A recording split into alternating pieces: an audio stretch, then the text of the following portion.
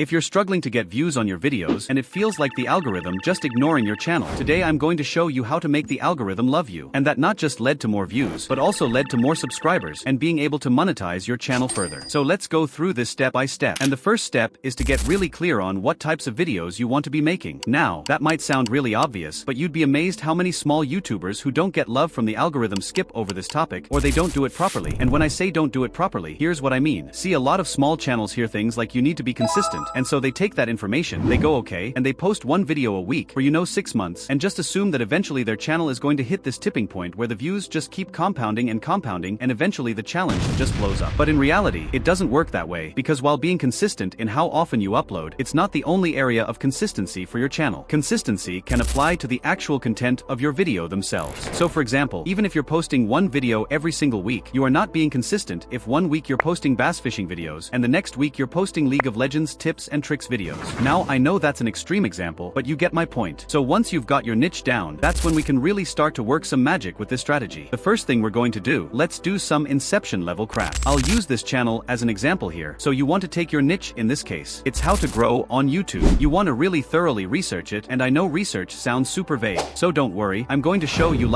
exactly step by step what you can do in just a second. Take it from Mr. Beast. Anytime you say the word algorithm, just replace it with audience. The algorithm didn't like that video? No, the audience didn't like it. So basically, when it seems like the algorithm is ignoring you, often it's just that the viewers don't really enjoy your content, maybe as much as you think they do, and the algorithm is just picking up on that. So for example, if I take this channel, which is a pretty small channel, and I come over here to this video, you can see it's only gotten 3 views in 3 months roughly. Actually more 4 months now. So pretty terrible result, you could say, and then you might think that, oh, the algorithm is just ignoring this video. But if you log into your dashboard, you go to the video, your videos that aren't getting views, and you come here and you click analytics, and then from there you come across to reach. What you can see is the algorithm actually promoted this video to all over 250 people, but those people didn't click on the video firstly, and for those 3 people who did click on this video, they probably didn't engage with it as enthusiastically as maybe they engaged with other similar competitive videos, and so that just leads to the algorithm stopping to promote this video, because it's clearly not keeping people's attention or satisfying them and just promoting competitors' videos instead. But the good news is, often the secrets and clues to what it is that satisfies viewers in your niche and entices them to click on videos are hidden in plain sight in your competitor's video. And so like I said earlier, the first step in this entire process is to actually just do the research in your niche and figure out who your competitors actually are. And so how I would do this for my own channel, going back to this channel as an example, would be I might come to YouTube and I might type in terms that are highly related to the terms people in my niche would be typing in. So maybe something like how to get views on YouTube, and then from here you can see obviously a whole ton of videos have shown up from all these other different creators, and you can just click on all of these different creators' channels, and chances are many of them are your direct competitors. So once you've gone through and you've found all of your direct competitors for this particular search term, you can do it for another search term. So it might be like how get subscribers, and so again you do the same thing, and I like to actually click on these channels and then subscribe to them on my channel. So I have all of my competitors all subscribed to on just one channel, and not only does that help me keep track of them, but it also means the algorithm often then serves me their content, or other new competitors will have sprung up in my homepage recommended videos. So I can often find new competitors without me actually having to search them out. You want to find the top 5 to 10 channels based on how many views they actually get each month. So not subscribers, because usually you'll find there might be channels